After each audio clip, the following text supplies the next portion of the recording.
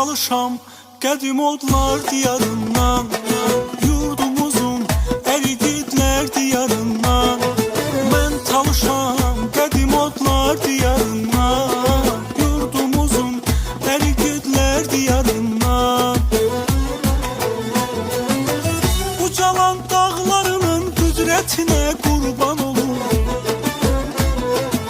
mehriban qonaq sevər millətinə qurban olur.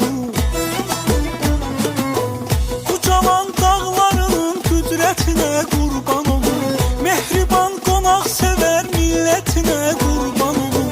Dağların arasından, tərtəmiz havasından, nənəmin duasından doymaram heç vaxt. Süfrəsi bərəkətli, vətənə sədaqətli, böyük kiçik adətli yurduma bir bax.